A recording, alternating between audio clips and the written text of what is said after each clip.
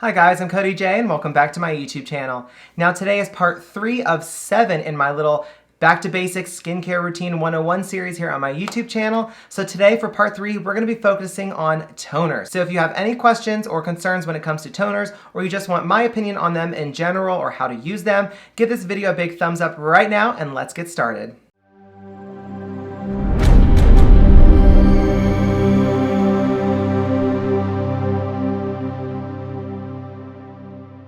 Okay guys, thank you so much for coming back for part 3 of my 7-part series. So today we're going to be talking about toners. Now, toners are something that I feel is oversaturating the market right now. There are so many different types of toners and there are so many bad, just absolutely terrible toners in my opinion, but there are so many that are so good. Now, when it comes to toners, pretty much the point of a toner is to really deep clean your pores. So after you've washed your face, exfoliated if you needed to, you're gonna now use a toner. So that toner is gonna make sure that everything is out of your skin to its best of its ability. And you're also using toners to kind of pretty much get your skin ready to absorb and take in the next set of products that you're gonna use in your routine, which of course, those will be parts 4, 5, 6, and 7. So you obviously wanna go in order when it comes to skincare. You're gonna cleanse, exfoliate, tone, then you're gonna use serums, your eye cream, moisturizers, and retinol. Now, I'll get into it a little bit later as far as the placement with retinol and moisturizers because sometimes they can be before and after and that's for later. We're getting sidetracked. That's for later. But those are the main 7 steps we're talking about in this series. But like I said, with toners, there's a lot of different types out there. So just like with cleansers, when you're looking at toners, you want to make sure that there's not a lot of fragrance or added fragrance. Even if it's just a little bit of fragrance, a lot of people can have really negative reactions to it. I'm one of those people that, although I like things to smell good, I know it's not good for me. So it's kind of like a toss-up, you know? But a lot of times people can have bad reactions, they can have a lot of sensitivity when it comes to fragrance, and even though fragrance is usually on the very bottom of an ingredients list, just because it's, did I stutter my words there? Ingredients list, just because it's always a trace amount, that is still enough to cause any type of reaction or inflammation on the skin. So, side note, when it comes to an ingredients list on a product, whether it be like food, makeup, skincare, anything, the first thing you see, that means that product has the most of that. And the lower you go, the less of that ingredient there is, if that makes sense. So if you have like 2 cans of green beans and one says green beans and then water, then the other one says water and then green beans, this is the one you want because this one's first ingredient is green beans, which means there's more of it. So that's how it is for all of your skincare products, makeup, food, everything. So keep that in mind. So when you're looking at certain products and let's say you're getting a toner that has hyaluronic acid in it or niacinamide in it. Niacinamide is one of my absolute favorite products.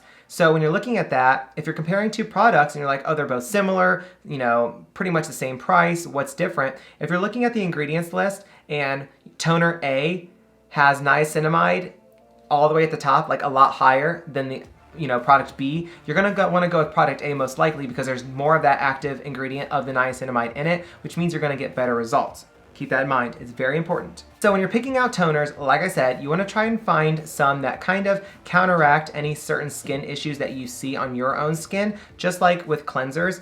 So let's say you're somebody who has more dry skin. So you're gonna wanna find a toner that obviously is very deep cleaning, doesn't have any alcohols in it, like you don't want isopropyl alcohol. No, we don't want that. That strips your skin, it hurts your skin, it's really, really bad for your skin. Don't ever put alcohol on your face. Now, there are certain alcohols that are in products for like lathering purposes, like in face washes, but not in toners. We want alcohol-free. So when you're looking at those types of toners, you're gonna want something for like, if you have dry skin, like I said, you're gonna wanna try and find one that has something like hyaluronic acid in it, because that hyaluronic acid is gonna help, in addition to cleaning your skin with the other ingredients with the toner, the hyaluronic acid is gonna help kind of condition your face, moisturize your skin, just kind of get it prepped and ready to the best of its ability before you start adding the rest of your skincare products in for the rest of your routine. So in addition to hyaluronic acid type of toners, for more dry skin, if you're someone who is acne prone, you can find toners that have active ingredients like salicylic acid in it, which is going to be a little bit stronger than one with hyaluronic acid, just because those 2 active ingredients are a lot different and serve very different purposes. So if you got a toner that has something like salicylic acid in it and you're applying it, you might feel a little bit more of a tingling sensation compared to more of a toned down, more gentle toner. But that salicylic acid is gonna help break down kind of the dirt and the glue that holds all the nastiness in your pores.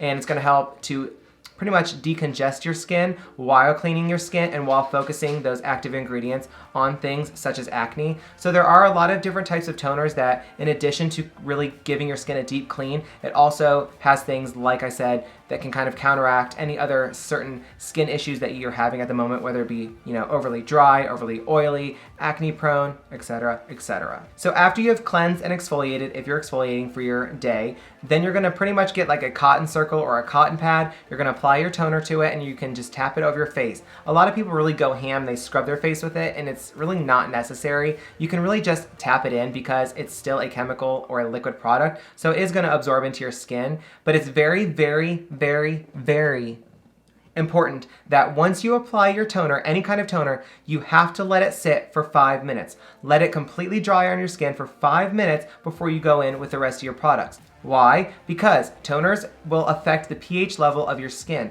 And that's important because if your skin's pH is too low or too high and you apply the next product, that pH level can counteract with it and it pretty much will neutralize both the toner and like the next product that you're using. So you're kind of wasting your time and money and effort in your skincare. So please make sure that you at least let your skin dry for about 5 minutes so that the product absorbs into your skin, it does what it needs to do, and then your pH level kind of gets back to the normal level it should be at. Then you go in with your next products. Now, I personally like a hydrating toner typically. Now, hydrating toners are great because if I'm using, a pretty strong chemical exfoliant, sometimes it can dry my face out a little bit. So after you've washed your face and you've exfoliated, you've lost a lot of moisture in your face. So a hydrating toner is really good to kind of bring back some of that moisture to your skin's moisture barrier before you move on to your next set of products.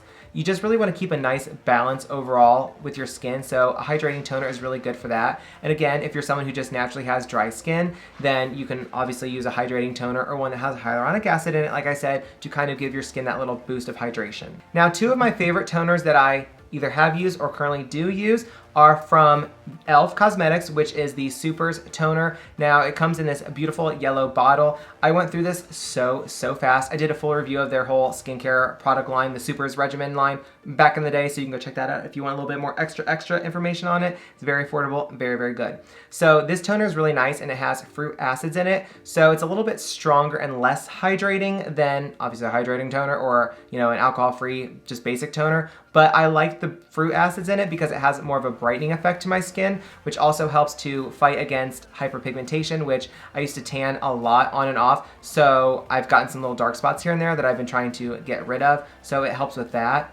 I also love the 7% glycolic acid toner from The Ordinary. Again, it's a very affordable product. I've used it so much. I love it so much. Honestly, I love all products that I've used from The Ordinary. You just have to make sure that with The Ordinary, you're using the products correctly. So please make sure before you use any type of product, whether it's a new cleanser, a toner, retinol, even moisturizers, make sure you read the ingredient list. Try to start familiarizing yourself with what should be in there and what should not be in there, and pay attention to certain things that you've noticed might break your skin out, irritate your skin, just cause your skin to be a little bit more sensitive.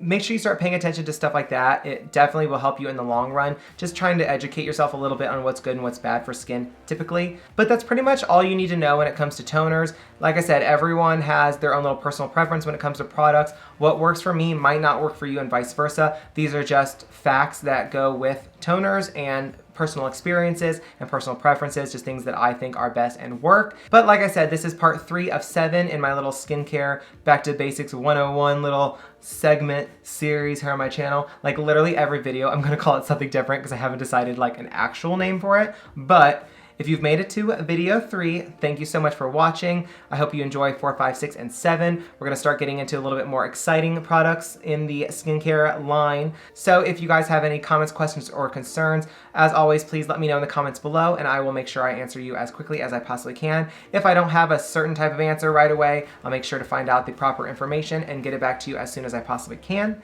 But thank you guys so much for watching part 3 of my 7-part skincare series. If you enjoyed today's video, please make sure you give it a big thumbs up down below. Click that big red subscribe button so you can join my YouTube family. Turn on my YouTube video post notifications by clicking that bell icon and switching it to all. And I thank you guys so much for watching today's video, and I will see you in part 4.